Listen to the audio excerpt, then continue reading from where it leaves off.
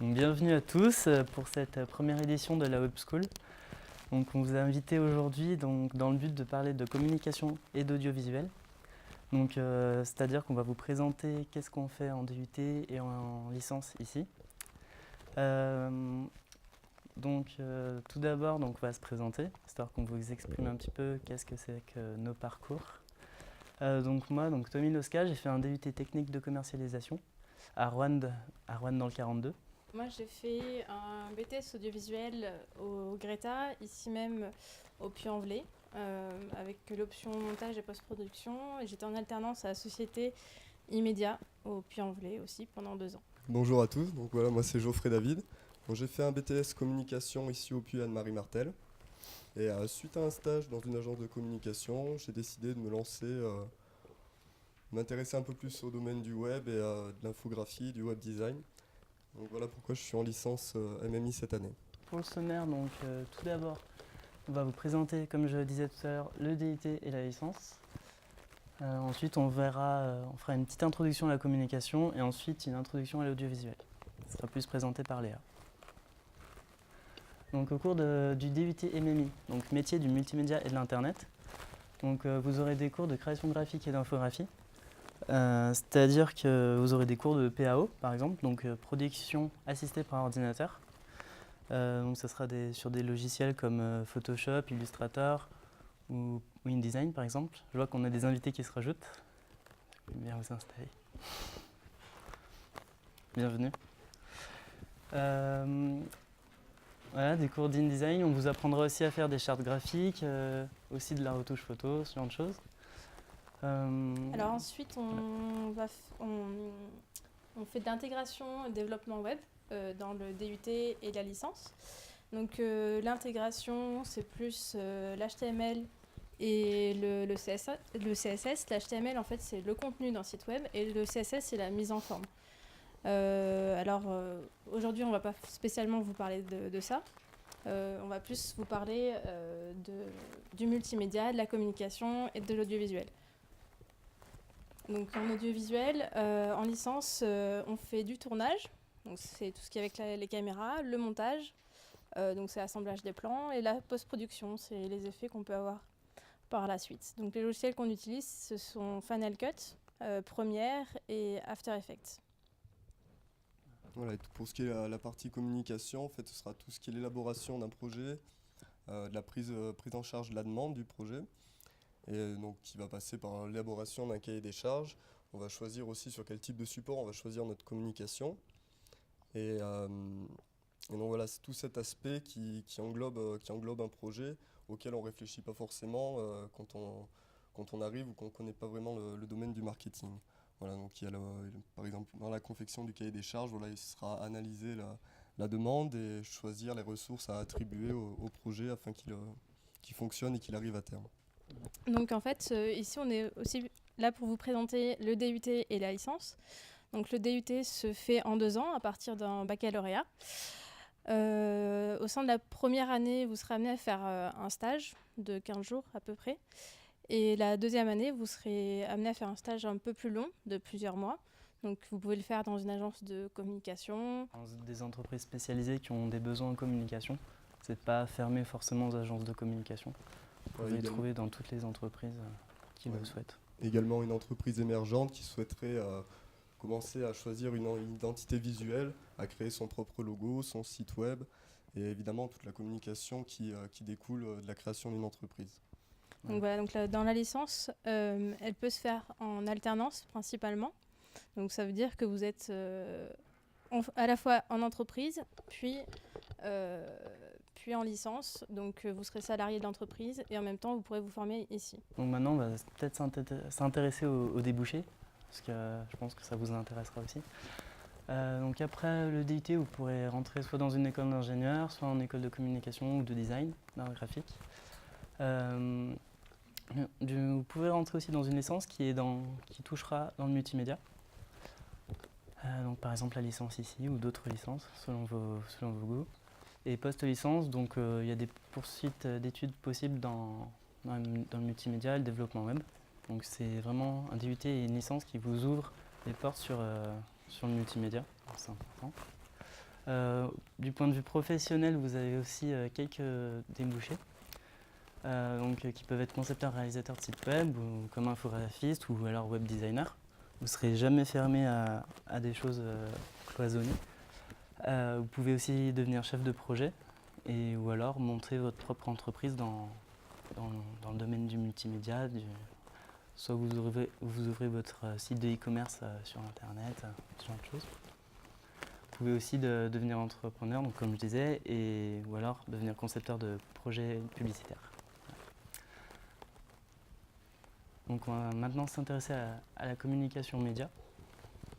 Voilà, alors, dans la communication, il y a différentes façons de communiquer, il y a différents médias qu'on utilise. Donc, je vais vous parler un peu de ces différents types de médias. Je vais commencer par l'affichage, qui est un type, le type d'utilisation principale de l'affichage, c'est pour une phase de lancement de produit, la création d'un nouveau produit. Voilà, on cherche à cibler géographiquement la cible, la clientèle. Voilà, donc la clientèle, c'est la cible en communication, pour ceux qui n'auraient pas compris ou qui ne le savaient pas. Voilà, donc les arguments principaux de l'affiche, c'est que l'audience est très large. Évidemment, il va y avoir énormément de personnes qui vont passer devant les affiches. Le coût unitaire d'une affiche n'est pas très élevé. Par contre, l'argument un peu négatif, si je peux dire, c'est une faible possibilité de ciblage. Voilà, on va s'adresser à tout le monde, mais on ne sait pas si les personnes qu'on veut réellement atteindre vont passer devant ces pubs. Voilà. Je vais passer ensuite à un autre média que tout le monde connaît, qu'on utilise de moins en moins avec l'arrivée d'Internet, c'est bien évidemment la presse. Voilà, quand je parle de presse, je parle presse, pas forcément que les journaux, mais également la presse spécialisée avec les magazines qu'on retrouve. Il y a des magazines de moto, il y en a pour tous les goûts. Voilà, et donc là, ce qui est bien dans cette presse, de faire la communication à la presse spécialisée, c'est qu'on va très bien cibler notre audience. Voilà, notre cible sera cadrée, on saura vraiment à qui on va s'adresser. Le coût est légèrement plus élevé que l'affichage, mais l'annonce est plus adaptée et s'adresse à un public cible. Voilà, on a un autre support média qui est la radio, qui elle aussi tend à décliner avec Internet. Voilà, bien évidemment, comme tous les médias déclinent face à Internet. Également la télé. Je vais revenir à la radio. Donc la radio est très sélective également par rapport au niveau des horaires d'écoute. On pourra cibler certaines personnes, certaines tranches d'âge, certaines catégories socio-professionnelles en fonction des heures d'écoute. Et c'est vrai que ces personnes-là vont être aussi très attentives au message qui va passer. Ce sera un message très court et donc qui va permettre une bonne mémorisation s'il est bien fait. Voilà. Seul petit inconvénient, le coût est élevé par rapport à la durée du message. C'est vrai qu'il faut être très bref dans un message radio, car voilà, on a très peu de temps pour se faire comprendre et pour passer notre message. Voilà, donc là aussi, par rapport au type de radio sur lequel on va se positionner, on pourra bien évidemment cibler tel ou tel type de consommateur et donc faire une communication qui soit pertinente et aboutie et qui réussisse à quelque chose. Voilà, donc on a un autre média qui reste encore très très en vogue, c'est la télévision. Avec la télévision, notre cible, ça va être forcément très large également. Donc ce sera pour la promotion de produits de masse. Très grand public, ce sera pour des produits qu'on va retrouver principalement en grande surface ou alors qu'on pourra retrouver dans de très nombreux points de vente. Ce sera pour des produits de tout type, mais donc qui vont permettre de cibler également par rapport aux horaires. C'est vrai que pendant le matin, on va plus passer des publicités pour les personnes âgées ou pour la ménagère. Comme par exemple, on a les téléachats.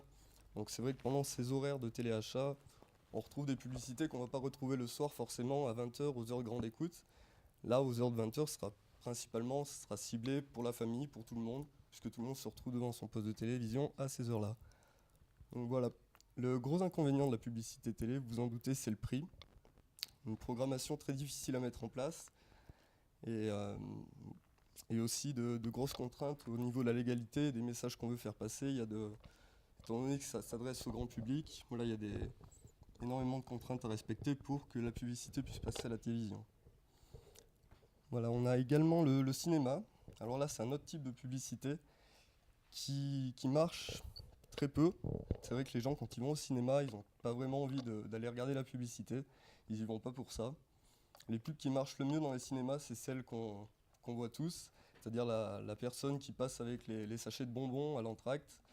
Donc voilà, il y aura juste cette publicité-là qui va le mieux marcher, qui va nous donner envie, parce qu'on sera dans le contexte de la publicité, et on va très bien s'identifier donc à la publicité. Pour ce qui est des autres, ça va plutôt créer un gêne auprès de la cible, qui n'est pas venu réellement pour voir des publicités, mais plus regarder son film. Voilà, donc je vais passer très rapidement au courrier. Voilà, courrier, emailing. Puisque le courrier se fait de moins en moins, on va plus rester sur le net par des mails, des campagnes de mails.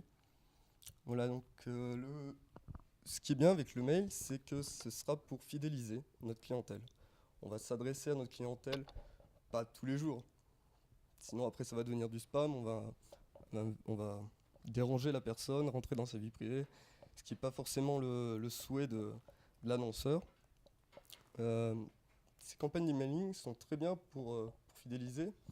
Pourquoi ? Parce que les gens, au bout d'un moment, vont peut-être plus penser à l'entreprise, et puis ils vont recevoir un mail qui leur offre un cadeau. Peut-être qu'ils n'auront pas envie de ce cadeau-là, mais ça va quand même les inciter à retourner voir l'entreprise. En tout cas, ils auront un rappel qu'ils ont déjà consommé chez l'annonceur. Et donc ça va peut-être les inciter à consommer de nouveau ou même à reparler d'entreprise déjà, rien que pour améliorer la notoriété. C'est vrai que c'est assez important. Et puis, gros avantage, le mail, ça coûte rien. Donc, très bon moyen de communiquer également. Donc, je vais passer sur le dernier média. Le dernier média, c'est l'Internet, multimédia, qui va regrouper un peu tous ces types de communication. Voilà, donc là, sur Internet, on a beaucoup de types de communication. On a la vidéo, on a l'affichage par le biais de pop-up ou de bannières publicitaires, bandeaux publicitaires également appelés. Donc Internet, ce qui va permettre, c'est une très forte sélectivité. Il va permettre de cibler très facilement, de choisir à qui on veut s'adresser en fonction des sites Internet sur lesquels on va passer nos publicités. Il va permettre également un gros partage des publicités par les internautes eux-mêmes, par exemple sur YouTube, ou par le biais d'autres réseaux sociaux. Si la publicité a été appréciée par quelqu'un, ça se peut qu'il la diffuse par lui-même, qu'il la fasse passer à ses amis, ou qu'il la diffuse sur les réseaux sociaux, ce qui ne coûtera rien non plus. Donc voilà, ça va permettre une notoriété accrue du message publicitaire et toucher un public relativement vaste et très large. Voilà, donc j'en ai fini pour tout ce qui est la publicité média. Quand on parle de multimédia, on parle de communication média, mais on parle aussi de communication hors média. Et donc dans le hors média, vous aurez tout ce qui sera en lien avec les promotions sur les ventes, pendant les soldes, tous les trucs qui vont faire extrêmement vendre auprès des consommateurs. Vous avez tout ce qui est aussi tout ce qui concerne les foires et les salons. C'est par exemple les salons de l'innovation dans lesquels on va présenter vos produits, ce genre de choses. On a tout ce qui est en lien avec le merchandising, donc ça sera comment sont agencés les produits dans un rayon. Tout ce qui influence en fait sur les ventes et ce que va ressentir le consommateur. Le but c'est de provoquer des impulsions d'achat pour le client. On a aussi tout ce qui concerne les relations publiques, donc ça sera par exemple votre investissement avec les collectivités ou alors avec des politiciens. Plus vous ferez parler de votre entreprise, de votre produit, plus vous ferez du buzz et plus vous aurez du bouche à oreille qui va se créer en fait. On a tout ce qui rentre dans le multimédia, dans le hors média, pardon. Il y a aussi tout ce qui concerne le sponsoring mécénat. Donc ça sera par exemple des événements sportifs qui sponsorisent directement, par exemple, je sais pas, Coca-Cola ou ce genre de choses. Ça se fait beaucoup pour les Jeux Olympiques, par exemple. Donc aussi, vous avez tout ce qui est rumeurs sur les réseaux sociaux. Donc on lance une petite phrase qui va tout changer pour par exemple, les semaines à venir. Et c'est un bon moyen de faire du buzz et de gagner de l'audience extrêmement rapidement. Donc quelles sont les étapes publicitaires ? Donc quand vous faites une publicité, il faut se poser 6 questions. Donc la première, c'est qui est l'annonceur ? Donc je l'étudie, je regarde qu'est-ce qu'il veut, qu'est-ce qu'il représente et qu'est-ce qu'il veut véhiculer comme image. Parce que le but, c'est pas de détruire son image, mais de l'améliorer, dans tous les cas. Ensuite, on va se demander pourquoi. Donc, quel produit spécifiquement, quelle marque, et qu'est-ce qu'on veut faire passer comme message à travers ce produit-là, et seulement celui-là. Ensuite, on va se demander pour qui, c'est-à-dire quelle personne on veut cibler dans toute l'audience. Pour éviter, par exemple, avec l'affichage où on cible trop de monde, là, on va cibler juste une partie de la population, et souvent, c'est des minorités à fort pouvoir d'achat. Aussi, on va se demander pour quand. Parce qu'on a un planning, et dans tout ça, eh bien, vous êtes obligé de prévoir les choses extrêmement à l'avance. Par exemple, pour une campagne de communication, il faut toujours se préparer au moins, il faut avoir une vision d'avenir sur au moins un an. Se préparer un an à l'avance pour savoir quand est-ce qu'il faut réserver les spots radio, pour les vidéos, tout ce qui sera espace publicitaire en fait. Aussi, il va falloir se demander quels moyens on a. Donc ça passe aussi par les budgets, donc les moyens financiers, et il y a aussi les ressources humaines. Si vous n'avez pas de ressources humaines, les ressources financières ne serviront à rien. Voilà. Et comme je disais aussi, donc la mise en place d'un plan de com, donc pour clarifier tout ça. Voilà. Ensuite, donc peut-être que vous le savez déjà, les logos véhiculent tout le temps des valeurs et véhiculent des idées par rapport à leur couleur. Donc une entreprise par exemple qui fera toute sa campagne de communication sur du jaune se montrera comme étant chaleureuse et très réactive. Le orange sera, contrairement à ce qu'on pourrait penser, très enfantine. C'est pour ça qu'on a par exemple le logo de Nickelodeon, une chaîne pour enfants, qui est en orange. Le rouge sera plus utilisé pour des couleurs qui représentent des choses passionnées, donc pour l'amour par exemple, ou ce genre de choses. Voilà, vous avez les petits descriptifs à chaque fois des couleurs. On les reverra en TP parce qu'on va étudier des petits spots vidéo et des affiches dans lesquelles on expliquera un petit peu plus tout ça. Voilà, c'est vrai que les couleurs nous évoquent à tous des sentiments. C'est vrai qu'on n'y pense pas toujours, enfin on n'y réfléchit pas à tout ça, qu'une couleur peut nous évoquer un sentiment. Quand on va rentrer dans une pièce entièrement rouge, c'est vrai qu'on va avoir peut-être plus de nervosité, peut-être qu'on sera plus réactif. Et les marques jouent avec ces couleurs et toutes ces phases donc, qui sont dans notre subconscient, auxquelles on ne pense pas vraiment, et vont s'en servir pour nous créer ce petit rappel qui lorsqu'on va voir le logo, on va avoir ce rappel sans forcément y penser, mais la couleur aura son importance et aura un intérêt. Voilà, c'est aussi jouer sur les stéréotypes que les gens connaissent depuis leur éducation sociale, depuis qu'ils sont tout petits. Voilà. Parce qu'on ne va pas recréer le monde, on travaille sur quelque chose déjà existant et des valeurs communes. Et c'est aussi risqué par exemple, si vous prenez une marque, si elle décide d'inspirer une image de créativité, de calme et d'apaisement, si elle fait toute sa communication en noir, ça ne marchera pas. Les gens ne vont pas suivre. Donc qu'est-ce qu'on verra en TP tout à l'heure? On fera une étude de cas, donc ça sera au choix, soit sur le festival du court-métrage de Clermont-Ferrand, soit une étude de cas sur Coca-Cola. Et aussi, on fera une analyse de spot vidéo, donc, comme je vous disais tout à l'heure. Et on étudiera quelles sont les stratégies adoptées, c'est-à-dire si c'est une stratégie de disruption, une stratégie ou alors une copie stratégie créative. Je vous ferai des définitions tout à l'heure en TP. On va rester assez simple pendant les heures de TP, on va se cantonner à l'annonceur, c'est-à-dire le produit ou la marque, et sa cible. Donc, qui elle a choisi comme public, à qui elle s'adresse, le message, l'objet du message et quelle est la promesse que nous fait l'entreprise, donc l'annonceur. Voilà. Quelle est la promesse et aussi on étudiera quelles ont été les références et quelles idées ça peut vous émettre. Ouais. Donc maintenant Léa elle va vous présenter le petit cours d'audiovisuel qu'elle a préparé. Donc oui, une deuxième section qui est l'audiovisuel dans ce cours-là. Donc moi je vais plutôt parler du tournage et du montage, donc l'esthétique de l'image, les réglages et les étapes de montage. Donc dans l'esthétique de l'image, il y a plusieurs façons de cadrer. Déjà, on peut choisir l'échelle de plan, donc ça va du plan d'ensemble au très gros plan.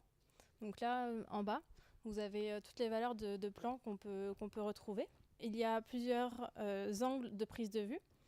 Par rapport au plan horizontal, donc c'est ce que vous avez en haut, on peut avoir un personnage qu'on trouvera de face, de trois quarts, de dos, etc. Donc ça, c'est bien à prendre en compte dans ce que vous voulez filmer. Si vous voulez filmer un personnage, il faudra peut-être plus le prendre de face. Donc ça, c'est par rapport à ce que vous voulez en faire après. Et donc pour les angles de prise de vue dans le plan vertical, on a la contre-plongée, la plongée, le plan à 0 degré. Donc ça, on pourra pratiquer tout à l'heure pour voir les différences qu'il y a justement entre ces différents plans. Donc ici en haut, vous avez les différents mouvements de caméra. Donc le panoramique, c'est la caméra en fait qui va bouger soit de gauche à droite ou droite à gauche ou de haut en bas. C'est faisable très facilement. Contrairement au travelling qui en fait, lui le principe c'est que c'est tout l'ensemble de la caméra qui bouge. Donc là, soit il faut avoir un skateboard ou des rails, donc c'est un peu plus compliqué. Sinon, vous pouvez le faire à l'épaule, mais il faut s'y connaître, sinon c'est un peu catastrophique des fois. Quelque chose d'important aussi dans l'esthétique de l'image, c'est la règle des tiers. Donc là, par exemple, vous avez la femme qui est cadrée sur le tiers droit de l'écran et elle regarde vers la gauche. Donc bien sûr, on a laissé un peu de place devant le regard de la dame, puisque ça sera plus joli de laisser de l'espace devant son regard plutôt qu'à l'arrière de son regard. Quand on commence à filmer, il n'y a pas que forcément l'esthétique de l'image dans la façon de cadrer, mais il y a aussi les réglages que vous pouvez faire. Il y a des choses qui existent, comme par exemple le filtre ND, c'est un filtre Neutral Density, donc entre guillemets, c'est des lunettes de soleil pour la caméra, que vous aurez sans doute besoin par beau temps dehors. Et contrairement à ça, on a une amplification du signal qui peut être mis, comme par exemple ici, dans des conditions de faible lumière. Dans les réglages caméra aussi, on a la balance des blancs. Donc là, vous avez deux images de balance qui ne sont pas faites. Une qui est dans les tons orange et une qui est dans les tons bleutés. Donc ça, il faut faire vraiment attention à bien faire la balance des blancs. Donc en dessous, je vous ai mis les étapes à faire sur une caméra de type semi-professionnel, professionnel. Sur les caméras que vous avez, par exemple, pour faire vos images de famille, il n'y a pas sans doute toutes ces règles-là que vous pouvez modifier. Mais ici, c'est important de les faire pour éviter d'avoir justement des dominantes soit orange, soit bleu. Alors après, il y a l'exposition. Donc l'exposition, en fait, elle se fait grâce au diaphragme. Et donc sur les caméras, c'est avec le bouton iris que vous pouvez monter ou descendre. Donc à gauche, vous avez une image qui est sous-exposée. Donc là, c'est une caméra Tommy, par exemple, on ne le voit pas. Et donc ça, c'est pas très bon. Et contrairement à ça, il y a une scène surexposée, dit cramée, entre guillemets. Et ça non plus, c'est pas bon. Donc faut justement essayer de trouver le juste milieu entre ces deux. La mise au point, je pense que tout le monde connaît à peu près ce que ça veut dire. C'est le fait que le sujet soit flou ou non. Et là aussi, vous pouvez le faire en manuel ou en automatique, mais bien sûr, l'automatique, des fois, la caméra va pomper, va chercher son point, va aller le faire sur une chaise, puis après sur une personne. Enfin, elle va chercher le point et le mieux, c'est de la faire en manuel, justement, et de la régler comme vous le voulez. Et donc, bien sûr, faut bien penser à l'éclairage. Quand on est en reportage, par exemple, on n'a pas forcément les bonnes conditions pour éclairer une scène. Donc pour ça, on utilise par exemple des petites minettes, parce que quand on va en reportage, les gros machins que vous voyez là, c'est des mandarines et c'est pas facilement transportable. Donc on utilise des petites minettes, c'est petit, c'est transportable. Et aussi, il faut pas oublier le son, donc ça c'est un peu plus complexe, on le verra peut-être plus en TP. Donc je vais passer à la partie montage. Donc ce que vous voyez, c'est l'interface de Final Cut Pro. Sachant que cette interface-là, vous la retrouverez dans pas mal de logiciels de montage. Donc sachant qu'en haut à gauche, vous avez le chutier. Donc c'est là où vous retrouverez tous vos dossiers, vos fichiers, vos rushs. Les rushs, ce sont les plans que vous avez tournés. Au milieu, vous avez le visualiseur. Donc le visualiseur, c'est tous vos rushs que je vous ai parlé tout à l'heure, tous vos plans qui ont été filmés. à leur source. À droite, c'est le canevas, c'est votre film, votre montage, l'aperçu de votre montage. Et en bas, c'est la timeline. Donc là, c'est peut-être un peu complexe parce que là, c'est un multicaméra avec les 3 caméras. Et donc la timeline, c'est tout ce qu'il y a là-bas, tout en bas. Et à droite, on peut apercevoir des outils. Donc c'est quand même assez intuitif. Enfin, je ne sais pas si vous voyez, il y a un petit pointeur de souris, par exemple. Ça, c'est juste l'outil sélection. Après, il y a une espèce de petite loupe, c'est pour faire un zoom. Donc c'est quand même assez intuitif. En montage, en fait, le principe, c'est de prendre les bons plans, les assembler, de faire un dérochage, si jamais vous voulez en faire un. Donc ça veut dire qu'il faut que vous preniez tous les bons plans que vous avez envie. Et pour après en faire un montage, où là, le montage, ça sera encore plus que ça. Ce ne sera pas tous les bons plans, mais ça sera vraiment ceux que vous aurez sélectionnés, ceux que vous aurez choisis. Donc je voulais aussi vous parler de l'habillage. Donc le concept d'habillage, c'est peut-être un peu flou pour vous. En gros, c'est créer des jingles, créer des génériques de début, créer des synthétiseurs. Ça, c'est les noms des personnages qu'on peut retrouver, par exemple, sur un journal télévisé. Quand il y a des interviews, on voit le nom des personnages apparaître en dessous. Donc ici, c'est le logiciel Motion. Nous, à l'IUT, on a plus le logiciel After Effects, mais ça revient un peu au même. Donc à gauche encore, vous avez vos réglages. Après, un petit peu plus sur la droite, vous avez vos couches de vidéo. Après, vous avez le visuel. Et en dessous, vous avez votre timeline avec toutes les couches de vos vidéos. Donc je vous montrerai 2-3 petites techniques si vous voulez après par la suite sur After Effects.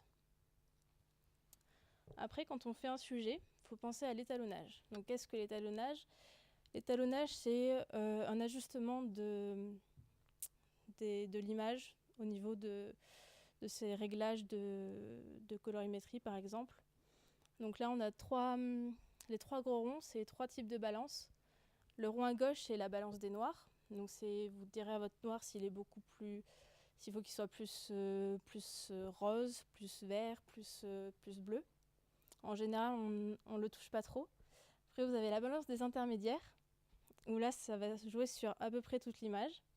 Et après, vous avez la balance des blancs.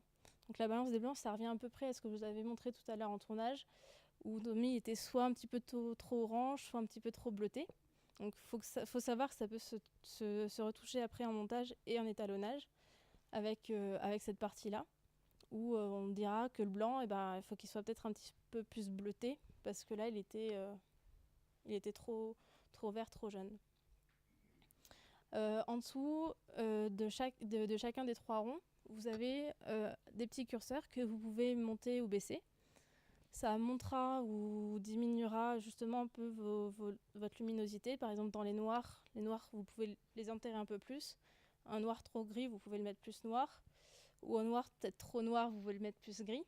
Et votre blanc aussi, par exemple, vous pouvez rehausser son niveau. Et juste en dessous, vous avez le curseur de saturation. Donc sachant que si vous boostez un des 3 niveaux, des noirs, des intermédiaires ou des blancs, vous serez obligé de modifier un peu la saturation. Après l'étalonnage, quand on fait un sujet, il y a le mixage. Le mixage, c'est le son. Le principe, c'est vous avez plusieurs sources sonores qui ne sont pas forcément au même niveau. Par exemple, moi, je parle sans doute plus bas qu'un de mes collègues. Et ça, après en montage, il va falloir le rehausser. Et aussi, si vous rajoutez de la musique, par exemple, une musique ne sera pas forcément au même niveau quand il y aura quelqu'un qui parlera, plutôt que quand quelqu'un ne parlera pas. Donc là, par exemple, en bas, vous avez la musique. Et en haut, vous avez les pistes son des voix off. Et donc, au milieu, il n'y a plus de voix. Et à l'aide de points clés, on a monté le niveau du son de la musique. Voilà, donc tout ça, après, on va y voir en TP. Et en tout cas, merci pour votre attention. Et si vous avez des questions, n'hésitez pas. Oui.